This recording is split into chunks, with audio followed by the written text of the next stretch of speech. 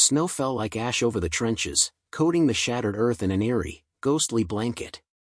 German and British soldiers huddled in their respective positions along the western front, eyes peering through the darkness, rifles clutched tightly. War had been relentless, a relentless pounding of artillery and despair, but tonight, something felt different.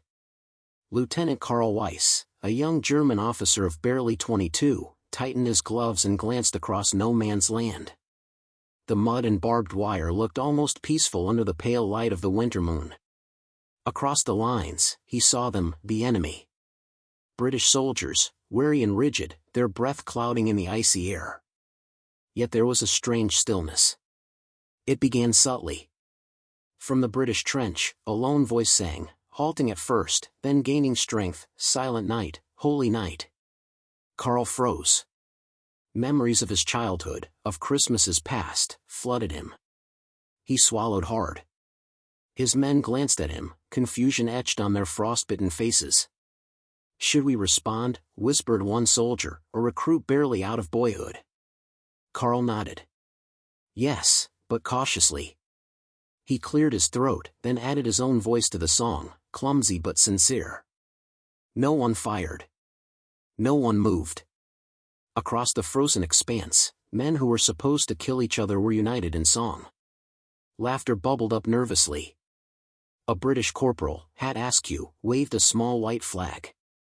Karl hesitated, then slowly raised his hands, signaling peace. In that instant, a fragile truce was born, unspoken and unprecedented. The cold was biting, but hearts warmed. Stories of Christmas gifts and family at home were exchanged in broken English and hesitant German. One soldier offered a piece of chocolate, another shared a hard bread ration. For a moment, enemies were just men, far from the chaos, united in the simplest human need, connection. The night stretched, fragile as glass, yet heavy with hope. Across the lines, someone began playing a small flute, its haunting melody weaving through the trenches. Karl felt a strange, profound shift, a sense that even in war, humanity could shine. But as dawn approached, the world outside this small haven of peace threatened to reclaim its violence. Orders, discipline, and duty loomed on the horizon, yet for this night, the guns slept. The following day, Karl couldn't shake the feeling that something extraordinary had happened. He walked along the trench line, inspecting the aftermath. Snow had melted into mud, footprints marking the brief meeting of two worlds. On the British side, Sergeant James Harris examined the same scene, shaking his head in disbelief. His men murmured about the surrealness of it all. "They're just like us," one soldier muttered, tossing his helmet aside. In a rare twist of fate, soldiers from both sides began clandestine meetings, sharing food and stories under the moonlight. Tales of families, hopes, and the simple joys of life spilled across the trench lines. Some laughed, others quietly wept. These small human exchanges became the first sparks of an unofficial ceasefire. Karl and James, unaware of each other's intentions at first, eventually found themselves standing together, inspecting no man's land. Mutual respect grew.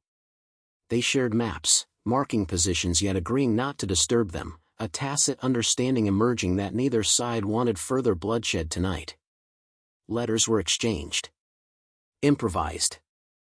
Gifts, buttons, cigarettes, chocolate, passed from hand to hand. The men began to whisper about the absurdity of their situation, fighting and hating someone they might otherwise greet as a neighbor. The absurdity was bittersweet. But not everyone approved. Commanders, hearing rumors of fraternization, demanded an end to the unofficial truce. Orders were harsh, return to vigilance. No exceptions. Karl and James both understood the risk. But a silent oath passed between them: one night of peace would remain sacred in memory, even if it could not survive the morning. As Christmas night arrived again, tensions were high. The war machine hadn't paused, yet the soldiers remembered. Some brought small gifts, a carved wooden toy, a piece of soap shaped like a star, a single candle. The memory of last year's truce lingered like a fragile promise. Karl wandered to his position, eyes scanning the enemy lines.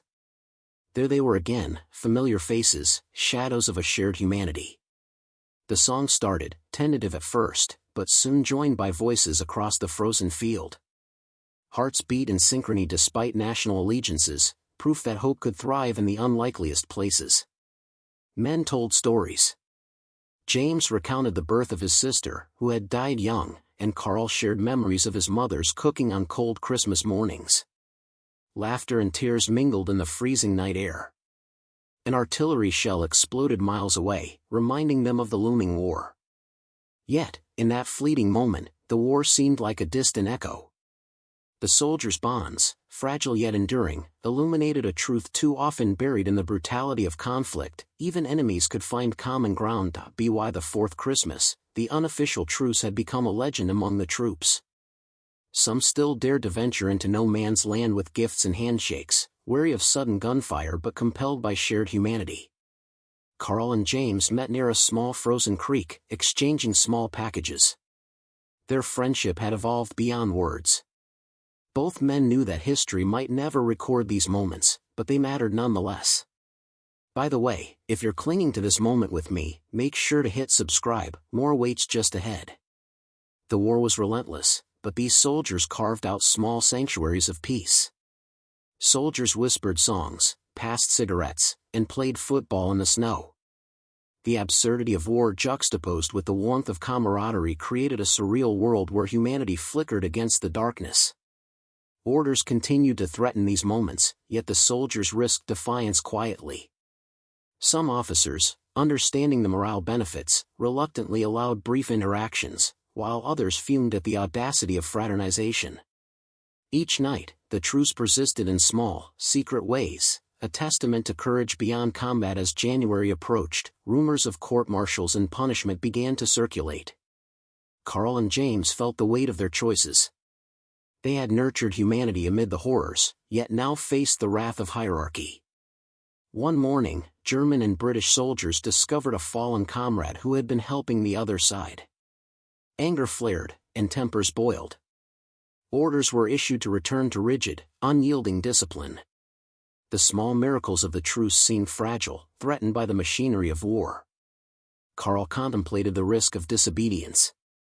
Could he endure the wrath of his superiors for fleeting moments of peace? James faced a similar dilemma, realizing that the smallest acts of kindness could carry consequences. Yet, neither man regretted their choices.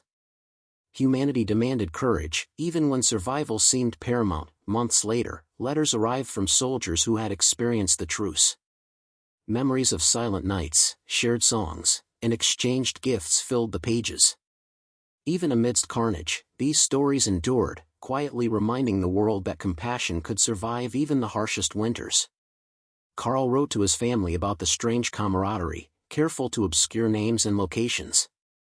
James did the same, preserving the essence without jeopardizing lives. Their correspondence became a lifeline, connecting them to a world beyond war, a world where empathy still mattered. Years later, Carl and James met again, older, scarred, yet alive. The trenches were gone, replaced by memorials and quiet fields.